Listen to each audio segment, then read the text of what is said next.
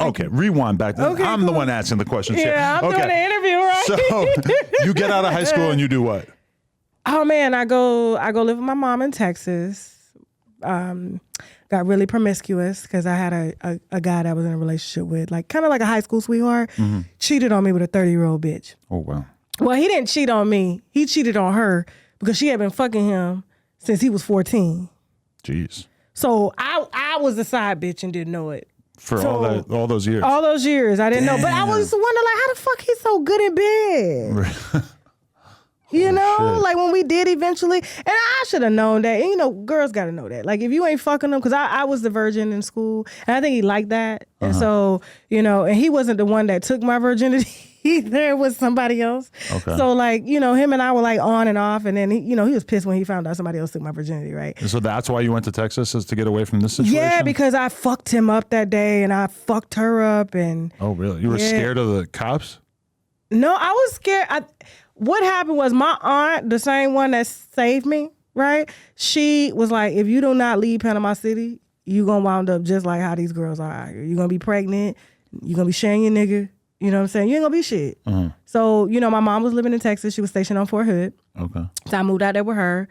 And, you know, I got, but wow, there's a lot of military men out there. A lot of fine ones, you know, and you date the E6s and above, you know what I'm saying? What's that mean? E6, they make more money. Oh, okay. So you got E1, E2, E3. You don't want no privates. Really? You want the ones that live off base, not on base, you know? Because when I was just in Hawaii, I was noticing that dynamic. Everywhere I looked, it's like, look at this big, strong white guy with a couple of shitty tattoos, and he's got like a younger Hawaiian woman under his arm. I'm like, okay, I see how this game plays out here. Yeah, so it's like, you know, it's different ranks and stuff. And so people that know the military, especially know Fort Hood and stuff like that, or any military base, when you're dating, you don't want to date the E1, E2, E3. There's base pay.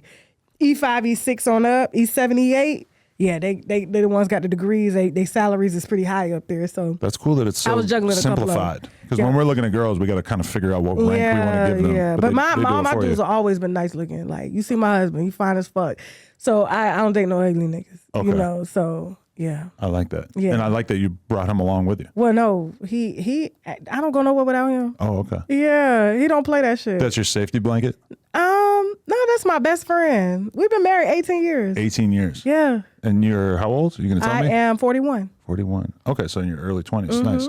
Okay, so you move out there, you're hooking up all these military guys. What else are you doing with your life? Nothing. Absolutely nothing. I'm outside. Where in Texas? Fort Hood, Killeen. Oh, right. Killeen. And so, but I had a lot of marriage proposals. Really? They were feeling you? Because, no. In the military, if you get married, they give you more money. Oh, okay. So anytime. So they don't have to like you. No. So somebody will want to marry you and you don't really feel that great about it. Exactly. I get more money and they try to get you pregnant. They get more money. They get more benefits and stuff. And so, yeah, nah. That's kind of scandalous. It's really weird incentives. Yeah, but a lot of girls went out there. They wanted to get married. They got married, though. Right. Yeah, but I never wanted to live that military life, and I never could marry somebody in the military because they travel too much for me, you know?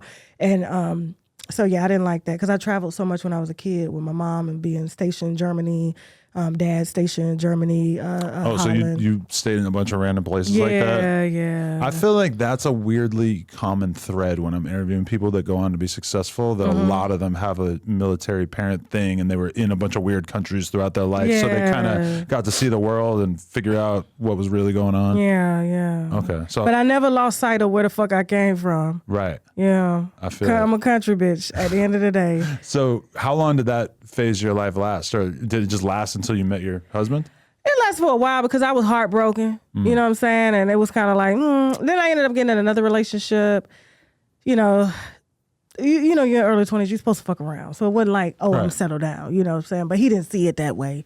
Tried to kill my ass when he found out how many people I was fucking with. Really? But yeah, he was Nigerian too. He was crazy. He was real crazy. And he was a military guy? No, he wasn't. He was just Nigerian and very smart. Went to an Ivy League school and shit. Like he has a Fortune 500 company right now. It's crazy. Really? Yeah. You ever think about exposing him? No. I mean, I could. Him beating on you is not enough to rise to that occasion? He was young. I was young. Okay. You know what I'm saying? And sometimes I probably deserve the ass whoopers because I mean the shit that I did. Damn, you were out here. It would be his neighbor. He never know. Oh shit! Yeah, that would fuck me up. Exactly. Wow. And he was in love. You know, it was the type he dumped all the bitches he had for me. And then I was like, yeah, that's you. Ain't nobody asked you to do that, you know. And that meant nothing to you. He was a stable guy, and I like that because, like, you know, my car would break down, he would just go buy another car. You know, his parents had money and stuff like. Okay. So he, you know, it was kind of like he had never been in love before. And I just, because of what I went through, I was just like, I'll never trust a motherfucker again. I need everybody to check out NoJumper.com. We officially started a blog. It has in-depth articles about current events, music, etc., plus all of our content in terms of podcasts, interviews, etc. And you can get some exclusive new merch if you check out NoJumper.com. So make sure you tap in.